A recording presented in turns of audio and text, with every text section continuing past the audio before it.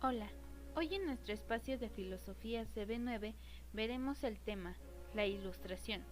Los puntos que veremos a continuación de dicho tema serán origen, definición y antecedentes, contexto histórico de la Ilustración, características, epígrafe e Immanuel Kant, reflexión y por último la recapitulación de la Ilustración y la conclusión. Y bien, ahora desarrollaremos cada uno de los puntos que hemos mencionado anteriormente. Comenzamos.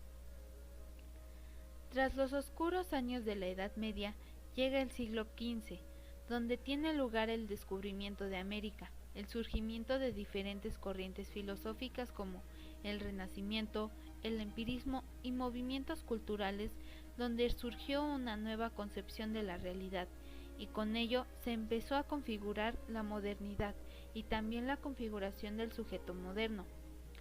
Posteriormente, en el siglo XVIII y XIX, comienza la época conocida como el siglo de las luces, que era considerada la luz que iluminaba el conocimiento, y podía terminar con la ignorancia, para prevalecer la mentalidad que hace de la ciencia y la razón verdades incuestionables, que permiten el progreso de la humanidad.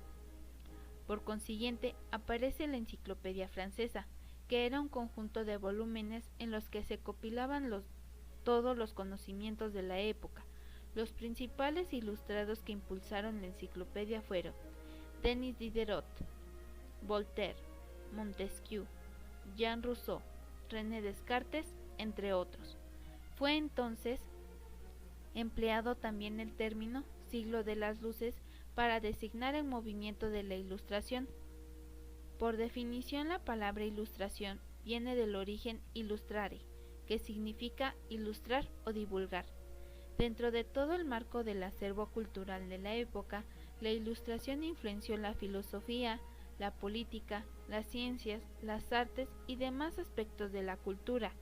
La Ilustración fue también una doctrina que detonó las ideas de libertad e independencia, no solo de personas, sino de países enteros. La Ilustración se desarrolló en Europa, sobre todo en Francia, Inglaterra y Alemania. La política de aquella época estaba regida por las instituciones de la realeza, la nobleza, el clero, etc.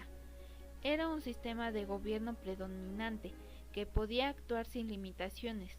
La frase que representó a estas jerarquías fue todo para el pueblo, pero sin el pueblo, lo que significaba que el gobierno ejecutaba decisiones sin consultarle a la ciudadanía.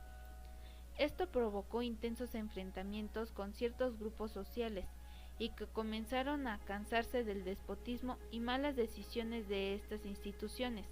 A estos grupos de personas se les llamaban ilustrados. Los ilustrados eran personas con un gran acervo cultural que comenzaron a cuestionarse el mundo que los rodeaba a través de la búsqueda del conocimiento. El conocimiento era una herramienta considerada como la posibilidad de progreso tanto material como moral, siendo capaces de mejorar la vida de la sociedad de la época. Se oponían al autoritarismo, donde comenzaron a plantearse que para llegar a un conocimiento verdadero no era a través de la religión, sino a través de la razón. Eran creyentes y por tanto no ateos. No está peleada la razón con la fe. Sin duda, la Ilustración fue un periodo representativo de la historia humana, que se inscribe en el proceso dialéctico del ser humano. El epígrafe de la Ilustración, conocido como sapere aude, proviene de la palabra literaria pro-archia, en defensa del poeta Arquías, escrita por los poetas Cicerón y François Villon, que se puede traducir e interpretar comúnmente como atreverse a ser inteligente.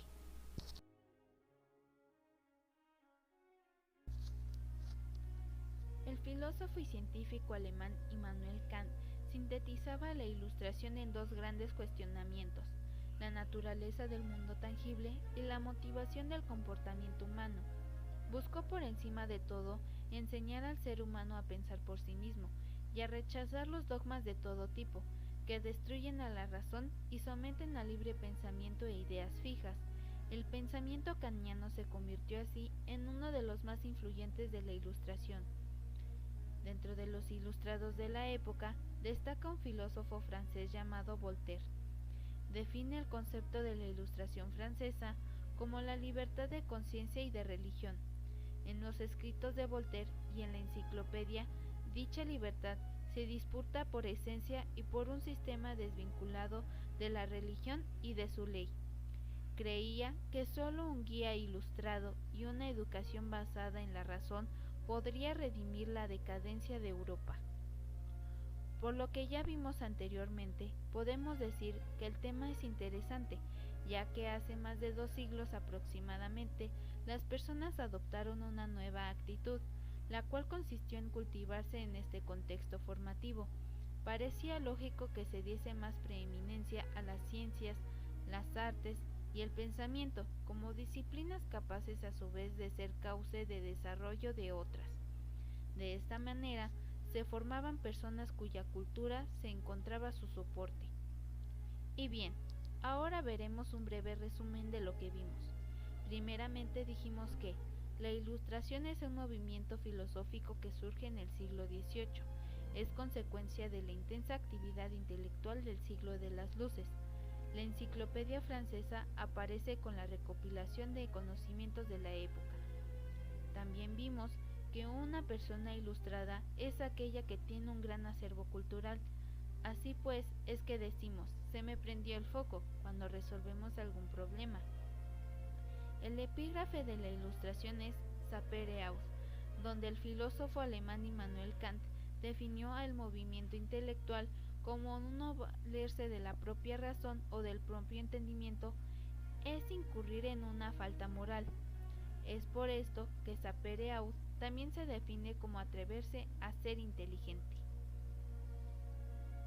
Este tema ha sido importante porque como seres humanos hemos sido capaces de lograr cosas extraordinarias a lo largo de los siglos, inventando, innovando y desarrollando nuevas tecnologías que nos han facilitado la vida, haciendo que sea más cómoda y nos permita que nos ilustremos, siendo necesario un cambio de actitud ante el proceso dialéctico que se incursiona en nuestro desarrollo. Yo pienso que la tecnología, si bien empleada, nos puede ayudar, sí, a aprender, pero el problema es que en general le damos mal uso y por ello es que, por lo que el resultado es que no aprendemos con ella y más bien nos esclavizamos y terminamos por regresar a la Edad Media, por lo que ya no pensamos y convirtiéndonos en seres dependientes de estas. Como dijo el periodista Fidel Álvarez Telles, vivimos en la generación de las cabezas agachadas. No es satanizar las tecnologías, sino que, con el paso de los años, hemos perdido la astucia de la razón. Nos despedimos diciendo, Carpe diem, es decir, aprovecha tu tiempo, aprende y logra algo.